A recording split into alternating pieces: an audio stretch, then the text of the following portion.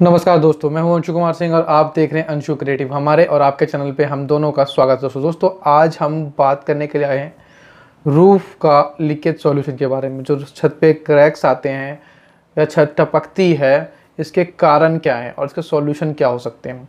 Particularly मैं इस video में आपको कुछ सॉल्यूशंस के बारे में बताऊँगा, लेकिन पर्टिकुलर मैं इसके ऊपर एक वीडियो बना के लाऊँगा कि इस पर कौन कौन से सॉल्यूशन कर सकते हैं। लेकिन दोस्तों आज हम बात कर लेते हैं क्रैक्स के बारे में और इसके सॉल्यूशन के बारे में। जो कुछ सॉल्यूशन ऐसे हैं जो कि आप साधारण तौर पे इस्तेमाल करके भी ठीक कर सकते हैं। सबसे पहले बात कर लेते हैं कि इस पे क्रैक्स आते क्यों हैं। अगर आपने घर बनाया, छत डलवाई, तो उसमें क्रैक्स आते क्यों हैं। अगर आपने प्रॉपर ढंग से ध्यान दिया अपने घर पे तो कभी भी क्रैक्स नहीं आएंगे। तो इसमें सबसे पहले आप ध्यान को घर बनते टाइम पे ही ध्यान रखना पड़ेगा। अगर आपने घर बनते टाइम पे ही सभी बातों का ध्यान अगर ठीक से रखा है तो आपके घर पे कभी भी जल्दी क्रैक्स नहीं आएंगे, कभी भी जल्दी सीलन नहीं आएगा, कभी भी छत आपकी टपकेगी नहीं। बरसात में कभी भी छत आपकी टपकेगी नहीं। तो दोस्तों इसलिए ज़रूरी हो जाता है कि आपको घर बनते हुए टाइम पे बहुत सारी बातों का ध्यान रखें। जब भी आपका घर बन रहा है, छत डल रही है, तो उस टाइम पे आपको ध्यान रखें। सबसे पहला पॉइंट आ जाता है जब भी आप छत डल रहा है उस टाइम पे आपकी शटरिंग का।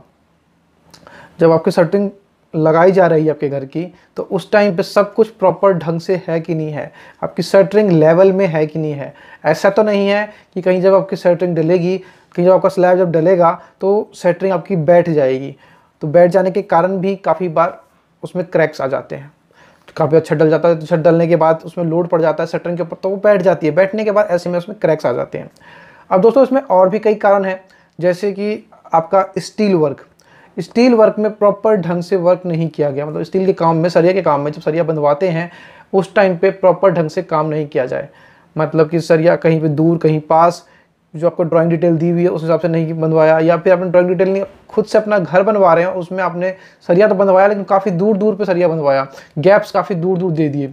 तो ऐसे में भी आपका हल्की सी मूवमेंट, हल्का सा कुछ छत में क्रैक्स आने के कारण हो सकते हैं।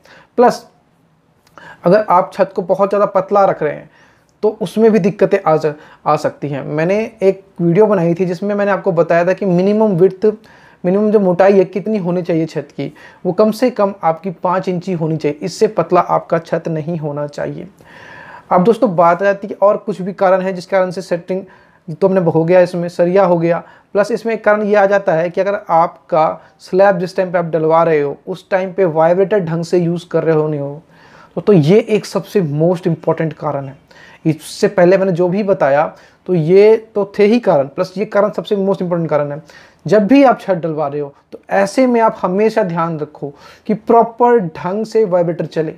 ये नहीं कि वाइब्रेटर चल रहा है तो कुछ ज़्यादा ही चलता ही छोड़ दो, और नहीं चल रहा है तो बिल्कुल ही नहीं चल रहा है वाइब्रेटर। अगर बिल्कुल ही वाइब्रेटर नहीं चलेगा दोस्तों, तो ऐसे में दोस्तों क्या होगा कि उसमें पोर्स रह जाएंगे, हवा के पोर्स रह जाएंगे, और वो जो है हवा के पोर्स रह जाते हैं तो इनमें ही पानी जमता है। धीरे धीरे करके वो आपके छत के अंदर घुसता जाता है। धीरे धीरे छत के अंदर जब घुसता है तो सरिया खराब करता है और धीरे छत को खराब कर देता है, और छत खराब होने के बाद आपके सीलन आने लग जाता है। तो ये भी एक मोस्ट इंपॉर्टेंट कारण है। इस बात को बहुत ध्यान रखें दोस्तों। हमारी वीडियो इस हिसाब से बहुत ज़्यादा नॉलेजफुल होती रहती है, आती रहती है। मैं इस हिसाब से बहुत नॉलेजफुल वीडियो लाता रहता हूँ। अगर हमारे चैनल पर नए हैं तो हाथ जोड़कर रिक्वेस्ट आप सभी से, नीचे लाल कलर बटन को सब्सक्राइब कर लो। सब्सक्राइब करने के बाद नोटिफिकेशन बेल बजाना बिल्कुल नहीं भूलो दोस्तों। अगर नोटिफिकेशन बेल बजाएंगे तो उससे बेनिफिट ये होगा कि हमारे इस तरह की घर बनाने जुड़ी हुई जो भी वीडियो है उसका, उन सभी का नोटिफिकेशन सीधा आप तक पहुंचता रहेगा। अब दोस्तों बात कर लेते हैं कि ये तो कारण हो गए वो जिनके कारण से आपकी छत में क्रैक्स आ जाते हैं और छत में सीलन आती है। तो ये अगर आप घर बनते टाइम पे आपको हमेशा इन सब बातों का ध्यान रखोगे तो कभी भी जल्दी क्रैक्स नहीं आएंगे और घर लंबे टाइम तक आपके सीलन नहीं आएगा आपके छत पे। अब बात कर लेते हैं कि इसको ठीक कैसे किया जाए। अगर आ ही गए हैं तो अब ठीक कैसे किया जाए। ठीक करने के इसके कुछ उपाय जो मैं बताने जा रहा हूं दोस्तों, ये नॉर्मल ट्रेडिशनल उपाय हैं जो होते आ रहे हैं, और ये आप ऐसे भी करोगे, अपना दिमाग लगा के भी करोगे तो प्रॉपर ढंग से आप करवाओगे तो इसमें भी आपको कभी कोई जल्दी दिक्कत नहीं आने वाली। सबसे पहला है इसमें कि जहाँ पे आपका क्रैक है छत पे, जिस एरिया में, उस एरिया को ढंग से आप साफ करवा लो। ढंग से बिल्कुल रगड़ रगड़ के साफ करवा लो। आप इसमें स्टील ब्रश का यूज़ कर सकते हो, इसमें आप स्टील ब्लेड का यूज़ कर सकते हो। उससे ढंग से रगड़ रगड़ के साफ़ करवा लो। साफ़ करवाने के बाद उसको धो लो। धोने के बाद आपको ऐसे में वाटरप्रूफिंग केमिकल आता है, डॉक्टर फिक्सिट का URP है और फास्टफ्लेक्स है। ऐसे ही कई नाम के केमिकल्स हैं, एशियन पेंट्स का भी आता है।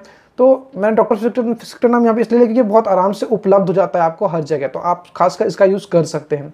तो केमिकल ले लीजिए, इसको आप सीमेंट के साथ मिला लीजिए और इस पर 2 कोट 3 कोट मार दीजिए। अगर आपने ये मार दिया तो आप 2-3 साल के लिए तो आपको आराम मिल जाएगा। लेकिन अगर आप इसको टेम्परेरी नहीं, परमानेंटली इसका इलाज करना चाहते हैं, तो ऐसे में आपको उसके ऊपर टाइल लगा दे, जो टेम्परेरी टाइल होता है वो टाइल लगा दे छत के ऊपर। तो और एक पर्टिकुलरली स्लोप मेंटेन करें, एक अच्छा खासा स्लोप मेंटेन करें, मतलब कि 2 इंची का कम से कम स्लोप मेंटेन करें, जिससे कि आपका पानी जो है वो आप कहीं रुके ना। जिस एरिया में आपने ड्रेनेज दे रखा है, छत के जिस कोने में आपने ड्रेनेज दे रखा है, वो पानी सारा पर्टिकुलरली उसी एरिया में जाकर के बह जाए, ड्रेन हो जाए। तो ऐसे में क्या होगा, पानी आपके छत पे जमेगा नहीं और आपके छत पे कोई लीकेज नहीं होगा।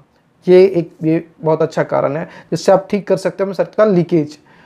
प्लस अगर आपको महंगा पड़ता है ये, तो आप लिक्विड का उपयोग तो कर ही सकते हो, सफाई करवा के आपको लिक्विड तो करना ही पड़ेगा, केमिकल का यूज़ तो करना ही पड़ेगा। ऐसे में एक थोड़ा सा आप क्या करते, 2 इंची का PCC डलवा सकते हो। यहाँ पे आप PCC डलवाने के लिए ऐसे ही सफाई करके आप पहले केमिकल डलवा लीजिए, फिर पूरे जहाँ जिस एरिया में आपका हुआ है उस एरिया का साथ साथ आप पूरे छत का ऑलमोस्ट PCC कर लीजिए, 2 इंची का कम से कम। अब इससे क्या होगा बेनिफिट, कि अगर आपने उसी एरिया का PCC करवाया तो कुछ टाइम के बाद क्या होगा, वो पपड़ी बन के निकलने लग जाएगी आपकी वो PCC। तो ऐसे में आप अगर PCC पूरे छत का करवाते हो तो जल्दी कभी भी PCC नहीं निकलेगी। आप वो केमिकल को वहाँ पे डलवाइए, प्लस पूरी छत को सफाई करवाइए बढ़िया से, और फिर PCC करवाने से पहले एक सीमेंट का घोल डाल करके उसके ऊपर 2 इंची का कम से कम PCC डलवा दीजिए। आपके छत पे जल्दी कहीं नहीं आने वाला यहाँ पे लीकेज, या फिर लीकेज सॉल्यूशन सीलन का जो भी है तो नहीं आने वाला है। तो ये भी करवा करके आप काम चला सकते हैं। अब दोस्तों ये सारे उपाय थे, ये 2-3 उपाय थे, और मैं क्यों आते मैंने ये भी बता दिया। मैं इसके ऊपर एक पर्टिकुलर वीडियो लाऊंगा कि आप कौन कौन से सॉल्यूशन में कर सकते हैं छत के लीकेज के लिए। ये मैंने एक ट्रेडिशनल उपाय आपको बताए, आप ये ट्रेडिशनल उपाय करके आप अपने घर के लीकेज सॉल्यूशन ठीक कर सकते हैं। चलिए दोस्तों वीडियो समाप्त करते हैं। वीडियो कैसी लगी मुझे लाइक करके और कमेंट में लिख करके ज़रूर बताएं। आपका कोई क्वेश्चन हो तो मुझे वो भी कमेंट बॉक्स में लिख करके ज़रूर बताएं, क्योंकि मैं आपके सभी कमेंट का जवाब दूंगा और आपके सभी सॉल्यूशन को सुनूंगा, पढ़ूंगा। क्या पता मुझे भी आपसे कुछ सीखने को मिल जाए, तो मुझे इस बारे में ज़रूर बताएं कि आपको कुछ एक्स्ट्रा पता है इसके बारे में, तो मैं सीखना चाहूँगा, इसलिए मुझे कमेंट बॉक्स में लिख के ज़रूर बताएं। और दोस्तों अपनी राय इस वीडियो के बारे में वो भी कमेंट बॉक्स में दें। और दोस्तों मेरा आप सभी से रिक्वेस्ट है हाथ जोड़ के कि हम इंस्टाग्राम पे भी जरूर फॉलो कर लें। वहाँ भी मैं सिविल साइड जुड़ी, घर बनाने जुड़ी भी ऐसी बहुत सारी नॉलेज और बहुत सारी इन्फॉर्मेशन, वीडियो और पिक्चर्स डालता रहता हूँ। चलिए दोस्तों, जय हिंद जय भारत। मिलते हैं। इंस्टाग्राम का लिंक आपको नीचे डिस्क्रिप्शन में मिल जाएगा।